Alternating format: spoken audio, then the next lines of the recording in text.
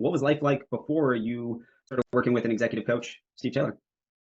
I was a little bit lost in my role, lost in my role due to kind of role ambiguity and kind of company ambiguity. Yeah. Because And so I was responsible for like tasks, but not necessarily like a role or like a business or the necessary business unit.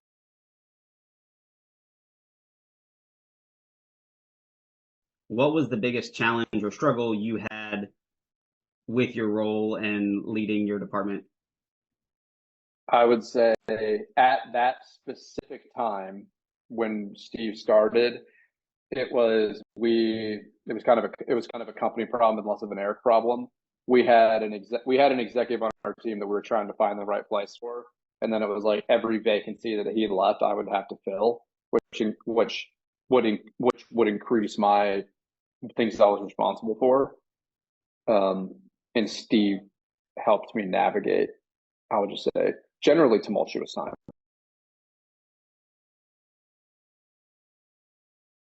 Can you tell me about like a specific low point or rock bottom moment when you realized something has to change?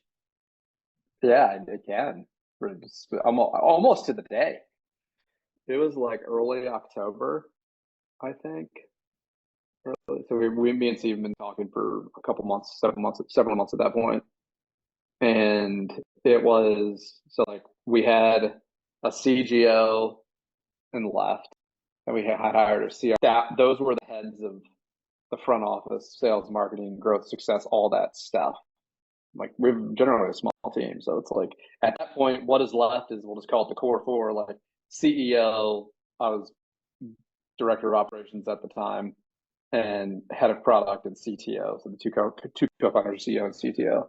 It's like the only one left. Like he was not engineering and product. So I was put in charge of that on top of ops, finance, legal, HR, sales, marketing, success. So like that quickly became all of mine, and me and Bailey had growing pains of how we were going to operate because I effectively assumed the roles of two other executives.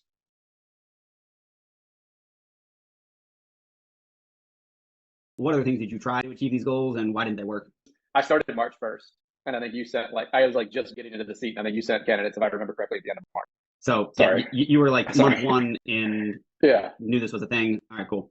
yeah, and I truly didn't know like what my role would really develop into either at the time, and really like I don't know who thought of it, whether it was you or Bailey or the combination of you two, but it was very good because like by the time, let's say by July, if I was like I need a solution, I started looking at solutions, and we didn't know Mike, and Mike didn't know Steve, and like I'm not saying like the business would have failed, but we definitely would have harder times.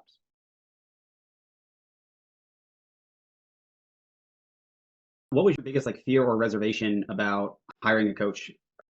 I would say business wise was trying to justify the spend. Personally, I mean I'm always open to learn, but I would say sometimes I have a general arrogance to things that I don't know. I don't need that. And why would I need that? In this case, I didn't really have that. Um, I mean, I was Okay. pretty. Yeah. Well, once I met once I met with Steve, there was no reservation.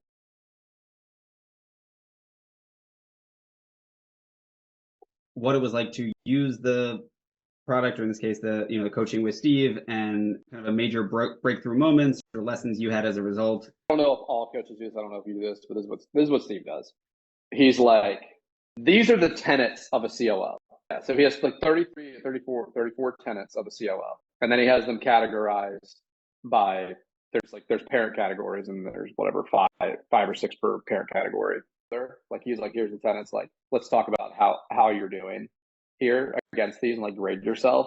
Where I took it a step further and I was like, here's your tenant value. This is my current state and justification of assessment. And then we define the ideal state together. And then we define like plans to get from current state to ideal state to get there.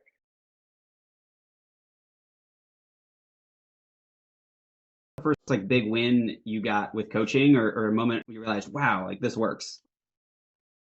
When he helped me come through that hard moment. when I got the full right half of the organization, and he talked me through how to approach it, how to navigate it with Bailey, and then also because I couldn't still do everything to the degree I was doing, but how to continue to operate, navigate, and communicate, like maintain the priorities of the business, keep business health. Can you tell me any more details about that moment and like what was the biggest, most exciting result you achieved?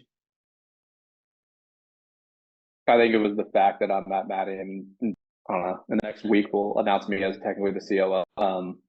So that'll be the only other non co-founder C-suite person at the company.